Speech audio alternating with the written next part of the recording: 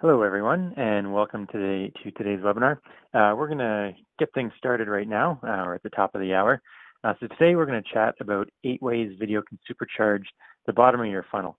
So looking at how video can be effective for you, but really focusing at the bottom of the funnel, not necessarily at the top or the middle, although we will briefly touch on those just to kind of address the funnel holistically so you have a better understanding of really how and why video fits into the bottom of the funnel. So some quick background on myself. My name is Joe Galata, and I head up revenue operations at Vidyard. So my role is responsible for a number of things, really focused around sales, marketing, customer success, and things like that. So video is obviously a huge component of that, traditionally more of a marketing thing, but today we're going to talk about really how it's spread across the entire customer life cycle and really zero in on the bottom of the funnel.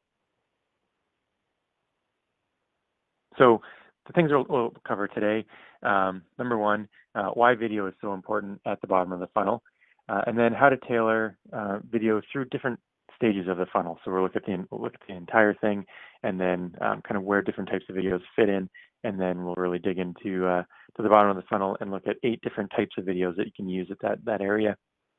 And then finally, we'll wrap up with how you evaluate the success of that. So it's one thing to go and put all this video in these different places and whatnot, but how do you tell if it's actually working? So we'll go through 3 different tactics to do that. So to kick things off, let's start with a really high-level view of video today, just to get a snapshot of kind of where things are, and then talk a little bit about where they're going. So if you look at some of the big platforms out there today on the internet, like Facebook, they're seeing things like Facebook's seeing over 4 billion videos viewed every day. So, just a phenomenal amount of video there. And then the big one would be YouTube, obviously. So they're pushing out 6 billion hours of video every month. So I always like to look at these numbers first in the context of the entire planet. We've got 7 billion people. On Facebook, they're serving up 4 billion a day. So, over half of the people on the planet are watching video. And, on YouTube, almost an hour of video consumed per person on the planet per month. So just astonishing in numbers. But when you really start to filter down how many people actually have access to the internet out of those 7 billion, obviously a much smaller amount.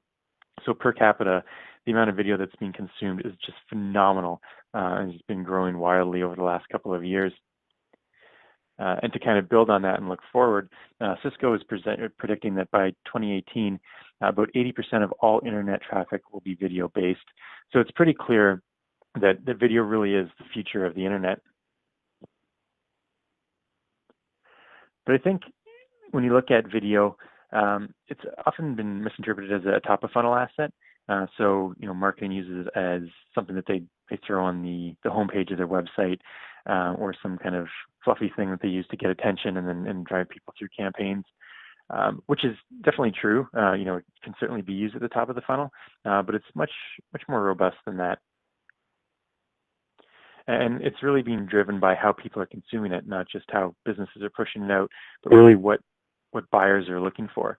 So in a B2B context, there was a study done that found that 72% of buyers watch video throughout the entire purchase path. So it's not just, a quick video at the top of the funnel and they're done with it. They're actually using video as a research mechanism to learn more at the bottom of the funnel and actually make their decision.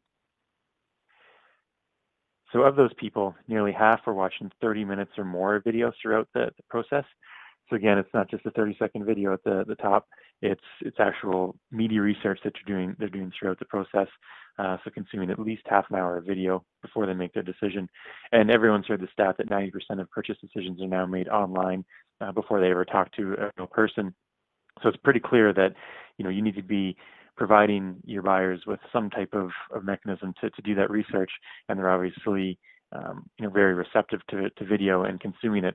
So it just makes sense that marketers and salespeople and companies in general are using video as that mechanism to communicate with their prospects before they actually have that one-to-one phone call or whatever it might be.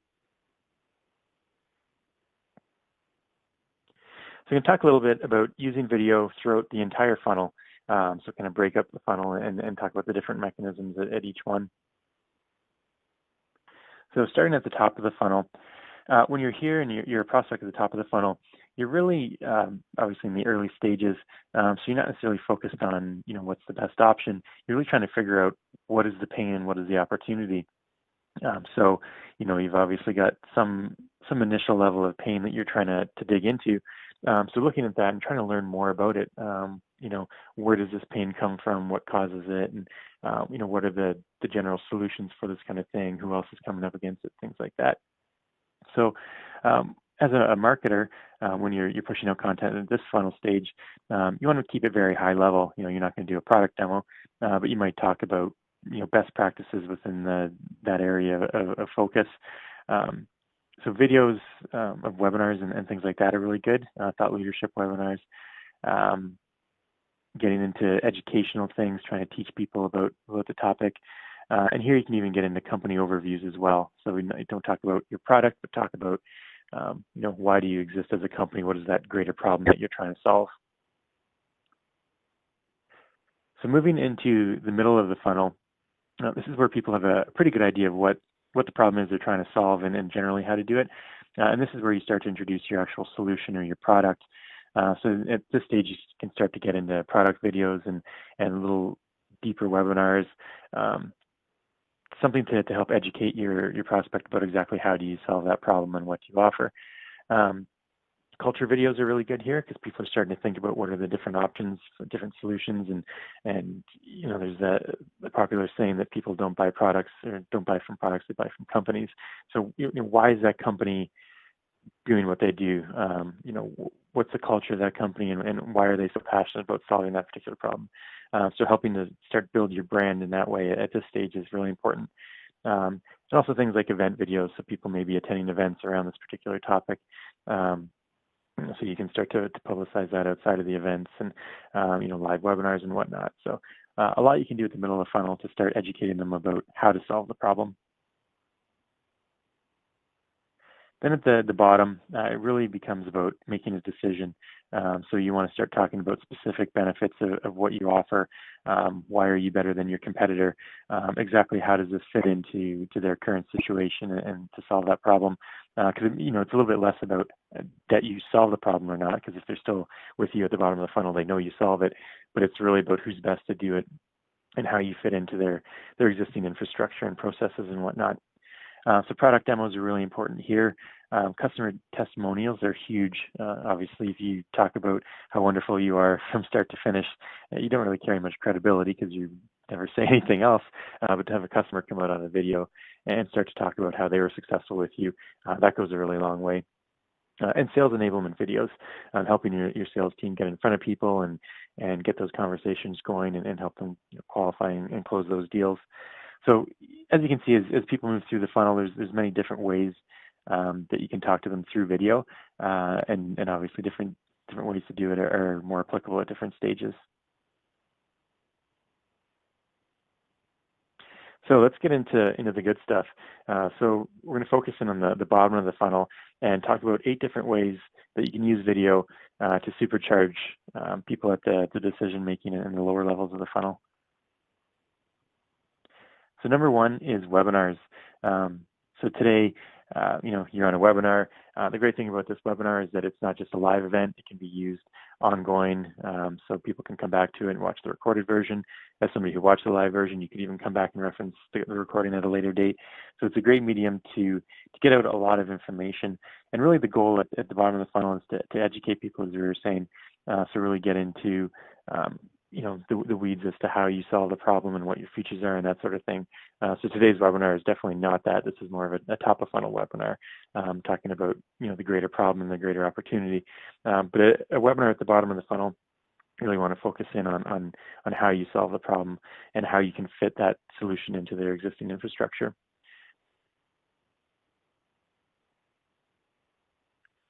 So next up is customer stories.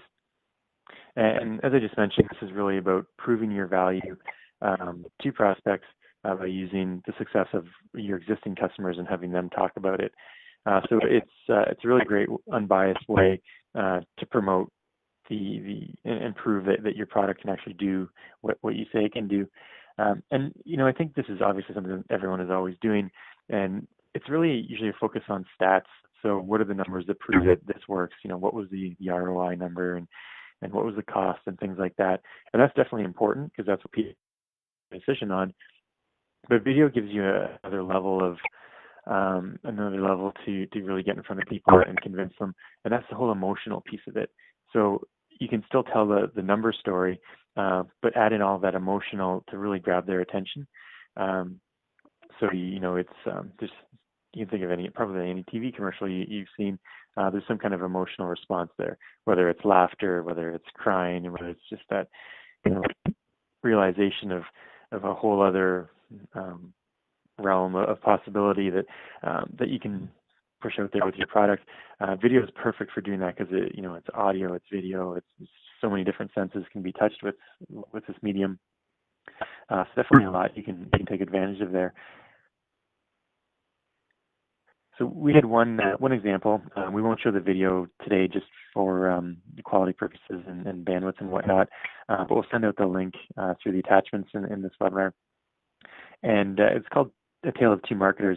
And what we did here with this particular video is we contrasted two different marketers that were running video, one with a strategy and one without. So the person without strategy just threw up their videos on YouTube, and the other one had a video intelligence platform, and they were able to track things and improve their ROI, and it was more of a long-term gain for them, and obviously had much more success. And then at the end of this video, what we did is say, this just isn't some fictitious story. This is an actual person from one of our customers, and then from there you could go and download a full case study with all the numbers and whatnot. So it was really a great primer to get people emotionally involved in this cool little video and show them what success looked like, and then give them this PDF version of the success story after that really spelled out the steps to get there so they could do it themselves. So that's a great example of how you can use video as a way to prove to your prospects through your existing customers that you can actually do what you say you're going to do. So another great bottom of funnel video tactic is custom prospecting videos. And I got to admit, this is, out of the 8, this is by far my favorite. Something not a lot of companies are doing today. I think because a lot of them are just afraid of the investment, but the results are absolutely unbelievable in terms of conversion rates and whatnot. So what a custom prospect video does is allow you to create a short and personalized video for an individual prospect, or it may not be a prospect, but their company or something like that. And really the idea is to create that one-to-one dialogue through a medium that allows you to show them more than you could in just a voicemail or an email or something like that. So the ways of doing this are endless. It really depends on how your company acts.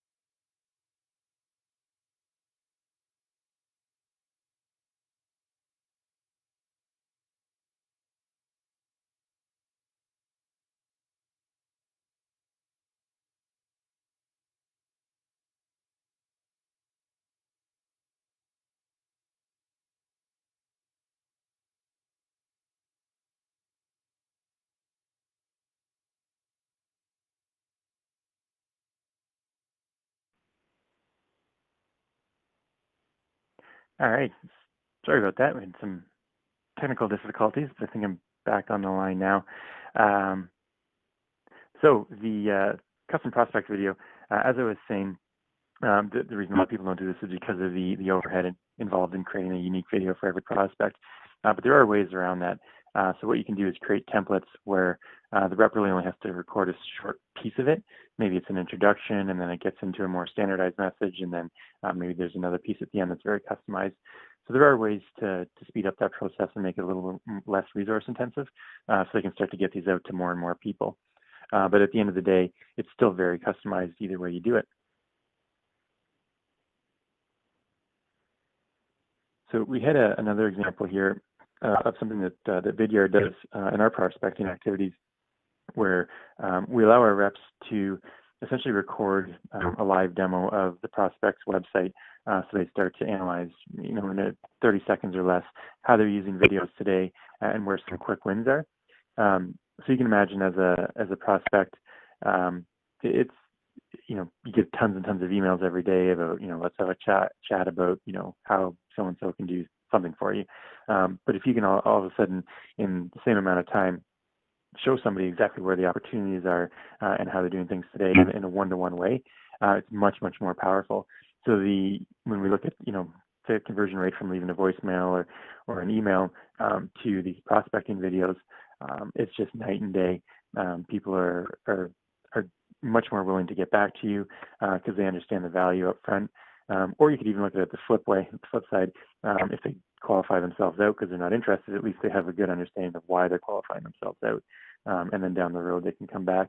But it's such a great way to get so much information, personalized information, customized information out to a prospect to help start that conversation. All right. So next up, we have product demos. So this is nothing new. Everyone's been doing product demos since, even before video. But really the goal with video is and a product demo is to quickly explain what your product does and how it operates to give your prospect a better understanding. So through video, there's a couple of great things you can do that you can't do in other mediums. One is that you can start to build a really deep library of individual features.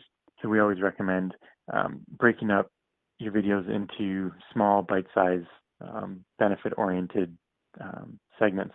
So not just an hour-long webinar of here's our product end-to-end, but maybe 20 videos of here's the 20 different features we offer. So as a prospect, you can go in and say, all right, I'm only going to watch 5 minutes worth. Here's the 3 things I care about the most. I'm going to watch those. I'll come back to the other ones later if they matter down the road, but for now, that's really what I'm looking for is these 3 features. So it just makes it much more digestible. And again, because it is video, you can get across a lot more information than images, still images, or anything like that. The other thing is tracking. So we'll talk a little bit more about this later. But being able to look at which features your customers are looking at versus which ones they're not watching can really give you a lot of insight into where their interests are. So one thing we caution people on with product demos is that when you're building that library of multiple features, it's really good to keep track of which features are in which video. Because down the road, especially in like a software environment where things are constantly changing, you're going to want to know which videos you need to update. So if a certain feature changes and you make an enhancement there, you can go and you can update that 2-minute video. You don't necessarily have to go back and update this whole hour-long demo. You can start to update just pieces of it as they change. So it makes it much more efficient, not just from the prospect's consumption side, but also from the marketer's side as they build out these demos. So another great one is pricing videos. So this is probably something that not a lot of people do because you think, why would I build a video to show my prices? I'll just put it on a website. So if you've got a very simple pricing model, it may be easy to put it on on a website as text. But in cases where your pricing model might be a little more complex, videos are a great way to help explain how that model works. With text, you might run the risk of not explaining it properly, and then you lose people because they bail because they just don't have the time to really translate what you're trying to say. But with video, you've got a much broader medium to help explain how that model works. And it's really not about telling them what the final price is, because that may vary per customer. It's really just about helping them understand how that pricing structure works, and then they'll likely be able to figure out, a rough estimate of the price, and then that will help them, qualify you in and out, and they'll know if they're in the right arena or not. So again, just a really great way to communicate a complex message in a short period of time without overwhelming people. So number 6 is FAQ videos. So this is a really good way to help make your customer success or your technical support team make their lives a little bit easier. Because I think if you start to analyze a lot of the questions that come into a company, you'll find that a lot of them are the same. You might have 80% of your questions are really the same 10 questions just repeated by all your different prospects and customers and whatnot. So to be able to break those up into videos and make them easy to access for prospects and customers, they can start to answer those questions for themselves in real time, as opposed to having to wait for someone on your side, your customer support or success manager to answer it for them. And then it also doesn't tie up the resources of those people, so they can start to be more proactive and tackle bigger issues without having to deal with these kind of day-to-day recurring questions. So the best way to tackle FAQ videos is break it up into about 10 topics or less, and then just present your video in a short Q&A style. So you can group questions around topics, or you can just do one question per topic, however, whatever makes the most sense based on your content. But just, keep it short, answer the question, and then allow people to just focus in on the questions that they care the most about and that they have.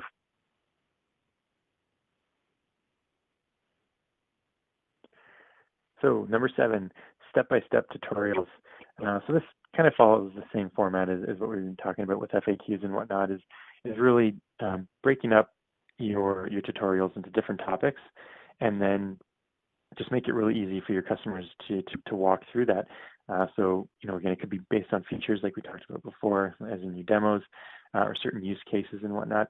But you're really just building a step-by-step tutorial with a screencast or whatever, with voiceover and those types of things to walk your customers through how to do whatever it is they need to do. So with these, always make sure to script them beforehand, understand what areas of the product you want to capture, be it a digital on-screen product, or if it's even a physical product. Make sure you've got that script and you know exactly what the steps are and how you want to explain them. And then you can create that video.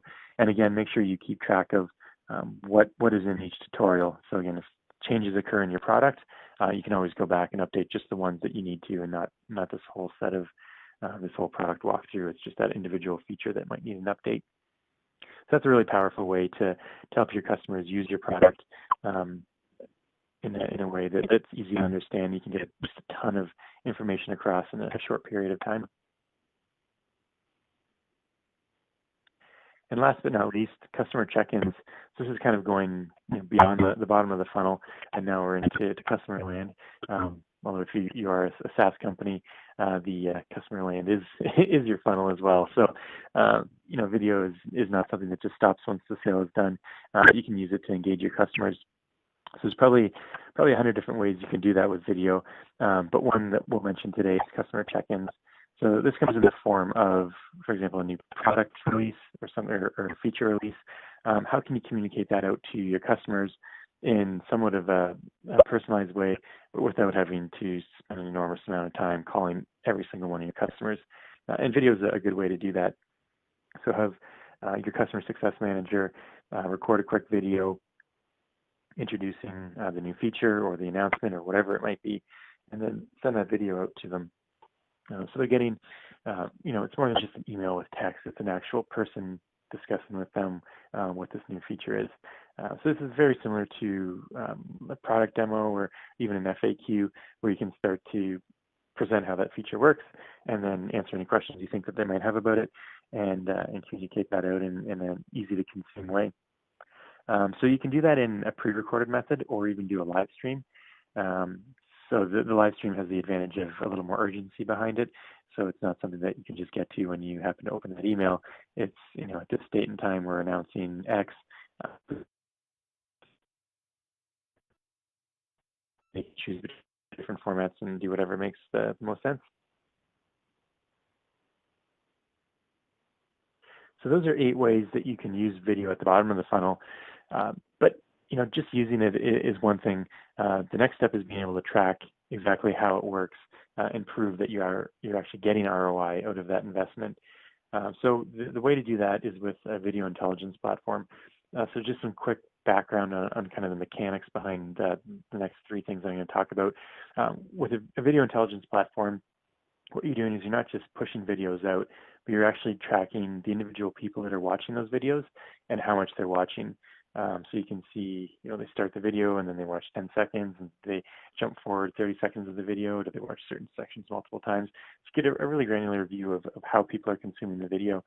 And then from there, you can take that information and pass it on to other systems. So it could be your marketing automation platform, your CRM, things like that. So you can start to share that engagement data for your individual prospects across all your different platforms. So the next few things I'm going to talk about are how do you use that data to actually prove the ROI of your investment. So the first one is at the content level. So how do you look at an individual video you've created and figure out if it's working or not? So typically how people do this is to look at the view counts. But that's really kind of a flawed method of doing that, because it doesn't really show how many people consumed the video. It just tells you how many people started the video. And what we found is that there's typically a very, very steep drop-off in the first 10 seconds of a video, oftentimes down to about 20%. So if you have a video that shows you someone's watched, or 100 people have watched that video, realistically only about 20 people have consumed the entire message or a good portion of it. And this is always something that our customers are kind of blown away by.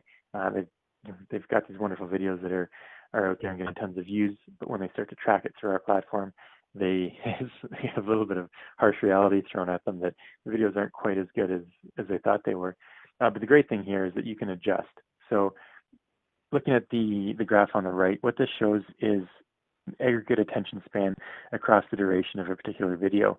So on the left, we've got 0 seconds of that video, so where it starts, and we can see obviously 100% of people that have watched that video have started the video, and then throughout the duration of that video, it'll decline until some point at the end where you have maybe 20% of people left over or what have you.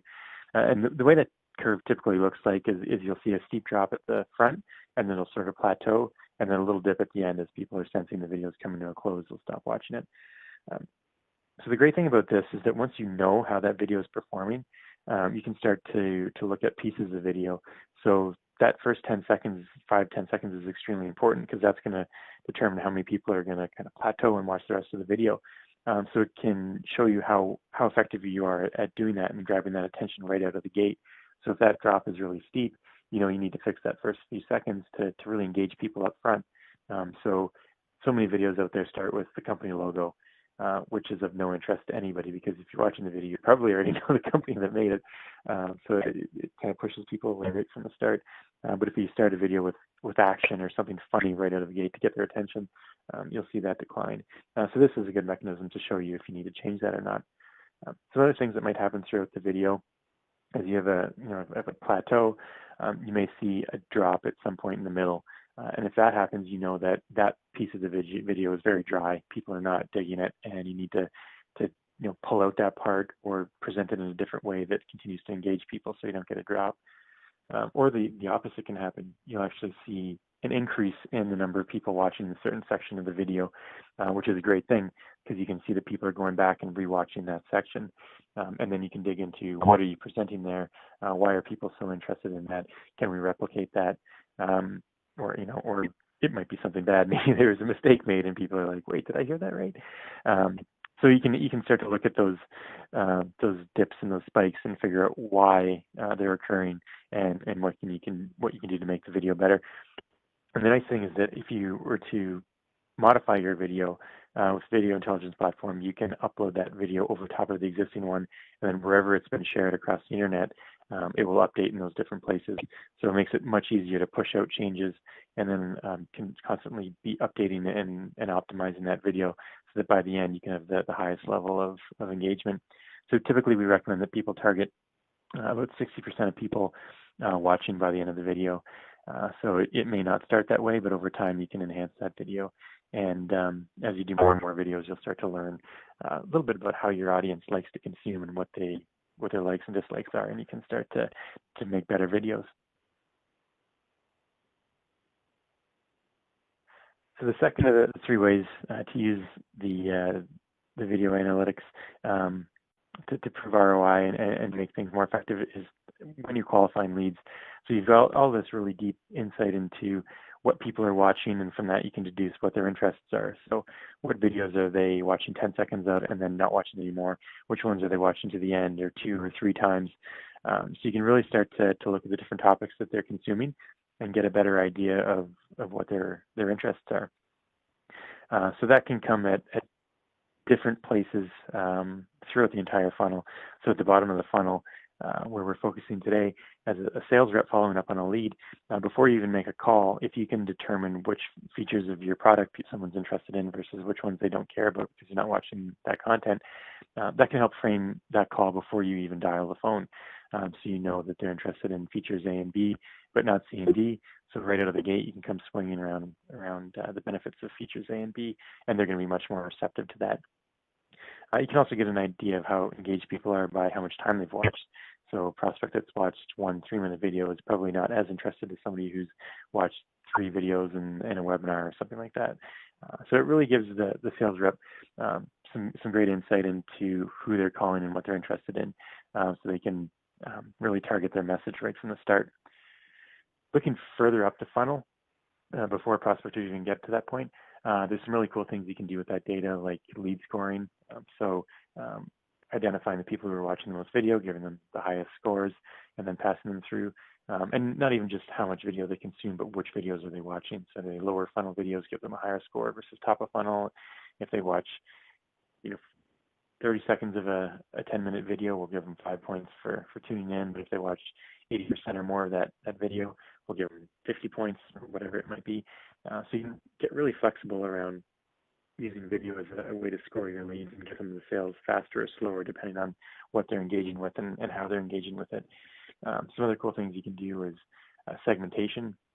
So if you're going to run a webinar on a certain feature, let's get all the people who have watched videos about that feature in the past, and we can announce how we've enhanced it or something like that. It's really powerful there. And then automated triggers is another great one. So somebody watches a video on your homepage, let's send them a quick message in an email just to say, hey, thanks for watching. Here's another piece of content that goes a little bit deeper that you might be interested in. Or if they go and watch your pricing video, they're fairly low funnel, maybe send them an invite to a product demo or something like that. And do that in an automated way so you can do that scale without having people to sit there and click the button or make the phone call. So you can automate a lot of that stuff up front before the sales reps get involved. So it's really a powerful thing.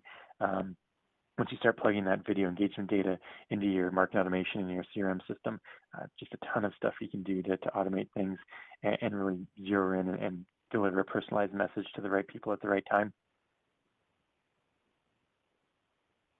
And the final one is tying all your investments into your actual revenue or pipeline, or however you want to look at it. So we're talking about how that engagement data exists on the video side, and then you can push that through your CRM system. So the way it works there is that it's attached to a lead or contact. So as a sales rep, you can see, here's my lead record I'm on. Here's a list of all the videos they've watched and what percentage they've watched and how many seconds and whatnot. And then that will follow that lead or contact through right until you close that deal. So at the end of the day, you have an opportunity that's been won. There's a certain amount of money attached to that, and you can look at all the videos that all the people have watched that are involved in that opportunity, and then start to analyze that. So probably two easy ways and really big ways you can do that. One is to look at a particular video and say how much revenue has this individual video influenced. So maybe it's your homepage video of the people, all the deals we closed, how many people watched that homepage video or that product demo or my pricing video or things like that. And you start to build a picture around which videos are influencing positive outcomes in terms of one customers and one revenue. And that can go both ways. Maybe you've got a bad video out there that's scaring people away. So now you can look at all your lost deals and see if there's a video there. But most often it's which videos are pushing people through the funnel. And we look at Vidyard, we look at this on a monthly basis to see if there's any changes. Usually it's pretty consistent. But what we found is we have these tour videos on our website. So there's 6 videos that walk you through at a high level different benefits of the platform and different use cases, and then ends in a discussion on pricing.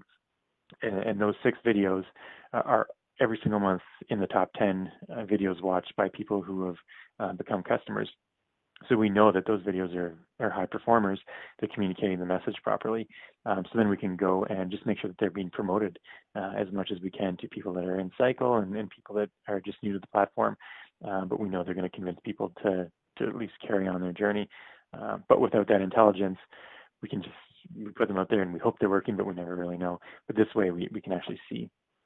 The other way is to start to divide up the revenue that you're closing based on the different videos. So it's kind of based on the same principle, but not just saying how much revenue have we influenced, but what's the exact dollar amount that this particular video was responsible for. So if there was, you close a deal for $10,000 and there was 2 videos that somebody watched, you can say that each of those was responsible for $5,000 or whatever the model might be. There may be other signals you want to incorporate in it. But regardless of what method you use, at the end of the day, you're able to get a dollar amount attached to each video that you produce. So if you go back to your boss and you want to do another video, you've got that as reference. The last video we did in this format on topic X produced $1 million in revenue or influenced $1 million in revenue. Therefore, it cost us $2,000 to make another video. It's a pretty good investment. So you can start to use that as justification for future projects and then prove the success of past projects. And it's very easy to do because all of those mechanics are already in place once you start tracking it. So that is it in terms of the actual webinar. So I'd like to invite people to ask questions. So you can do that through your UI. There's a questions tab where you can chat and submit a question. So please feel free to do that. And while we wait for some questions to come in, I'll do some quick Q&A or FAQs on some stuff that people commonly ask us. And we always get people asking about the cost of video. What does that initial investment look like? So I'll talk a little bit about the different phases of that. So video is not as expensive as it used to be. That's probably the main takeaway. It used to be that if you wanted to start getting into video, you wanted to build a studio, get all the equipment and the actors, and you're looking at $100,000 out of the gate just to do this thing. Right now, you can probably be a high quality video marketer for $2,000. All of us right now are probably in our pockets or on our desk beside us have a mobile phone with a high quality HD video recorder in it. And even simple things like that allow you to start to build great videos at a fairly low cost. And I think the key thing is that when you build a video, it's not really about the quality. People are probably not going to shut your video off because it's not a $100,000 production. They will shut it off if they don't like the content. So as long as you keep your focus on just developing quality content and delivering a message that people want to hear and information that they want to hear, that's the key thing. Whether it's video done on a budget or it's a big production, is going to make very little difference to how people engage with that video. Now, we do make the recommendation that if it's something that you're going to use long term, maybe it's worth a little higher investment. So your homepage video, put some money into that because it's going to be viewed by a lot of people, and you want to make it look good. But a campaign video can be done quick and easy and be just as effective at $1,000 as if you invested 10 or 20,000 into it. So focus on the content, not necessarily the quality, and then that'll help you fit into whatever budget that you have. So we just got our first question through here. What do you consider the optimal length a video should be at each stage of the funnel? That definitely changes throughout the funnel. So at the top of the funnel, we recommend keeping it short and sweet. Actually, at any stage, it's always best to keep it short and sweet, as short as possible. But at the top of the funnel, it's really critical to do that because people, they're not really invested in you yet. They're just looking for high-level information and really looking just for the direction that they should go for in the future. So you keep things entertaining up there, get their attention, and then just help prove to them that they're on the right path by doing more research with you. So it's really opening the door and welcoming them in, and do it in a quick way. Down at the bottom of the funnel, again, you always want to keep things short as possible, just to make sure you're not wasting people's time, but because you're trying to communicate a much more detailed piece of information, it's okay to go longer. So you obviously can't do a product demo in 30 seconds. Maybe it takes 5 minutes to really go through a feature in detail. That's okay. A webinar, 45 minutes, for example, that's fine because that's what people are expecting, and you are communicating a lot of information. So it's okay to go a little bit longer at the bottom of the funnel. Typically, 45 minutes is probably about the max I would go on anything, even in a webinar or something like that. But the shorter, the better.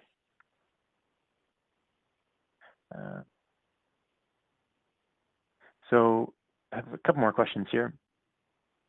So on which equipment are buyers looking at video? PC, phone, tablet? Does it matter in the video plan? Absolutely. So you want to know how your prospects or your audience are consuming whatever content you're putting out. And this goes beyond video, really. It's just how do you communicate with people in general. But in the context of video, with a video intelligence platform, you can look at not only what device people are watching your video on, but actually what operating system. So you can get pretty granular, which can be important. So are you communicating with a market that's using Internet Explorer 1? Probably not, because it's not around, but there may be certain things you need to take into account if they're using older browsers. You can't get as fancy with things. Or is everybody watching it on a mobile device? And if so, is it a tablet versus a phone? And what's the screen size and things like that? So definitely start to look at how people are consuming your video, and then offer it in a way that's going to be suitable to them. So if they're all watching on mobile devices on phones, don't have tiny little text in your video. They won't be able to view it. If they're watching it on desktop, that's probably okay. If it's a mobile phone, maybe you need to keep it shorter versus a desktop. They're probably more invested. Maybe you can go longer. So there's a lot of insight you can get from that, and then definitely make sure that you incorporate it into your plan. I should get one question here. About 45 minutes sounds very long for a video. Did you mean seconds? No, definitely mean minutes. 45 minutes in the context of something like a webinar. So for example, this webinar will be available as a recorded video that you can go back after. I wouldn't have a 45-minute homepage video necessarily, but you do have a lot of flexibility in terms of what you're delivering. So, a video doesn't just mean a 2-minute clip. It can come in the form of recorded webinars. Maybe it's a trade show or conference you did and you recorded someone's speaking session and you're offering that video. Those are okay to go longer with. But a video on your homepage or something like that you should keep it as short as possible, even down to 30 seconds if you can. So definitely a lot of variation there. I'm going to try to get through a couple more questions before we run out of time. As a brand, all of your videos have a consistent intro and outro. Yes and no. I would argue personally that I would think the outro is probably more important. The intro, I would say, is probably better not to use any consistency on. Maybe in the feel of the video and certain elements of it, it's okay to be consistent. But because the first 5-10 seconds is so important in terms of engaging people, if you have the same intro on every video, you're gonna lose people because they've already seen it 10 times. You've lost your opportunity to grab their attention from the gate. So that piece of it, I would keep very flexible to whatever the content of the video is and making sure it works there. But the outro, there it's nice to have maybe your logo or whatever it might be, just to add that consistency of your brand.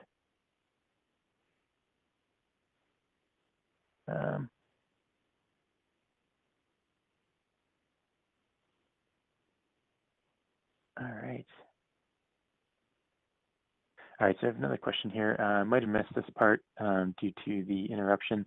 I saw most of your discussion about the importance of tracking and how analytics about video uptake, besides simple video count, but what tools can we use? So there's a number of tools on the market today that weren't available, 5 years ago, when really your only option was something like YouTube that'll tell you the view count, but not go into any more detail on that. So today there's video intelligence platforms like Vidyard. So these are tools that allow you to host and distribute your videos through. So you can upload your video into the Vidyard platform and then push it out into, embed it on your website, use it in email campaigns, share it through social, what have you. And the key difference here, you can do that with YouTube too, but the key difference is that a video intelligence platform like Vidyard will allow you to track the individual people that are watching the video and how much they're watching of it.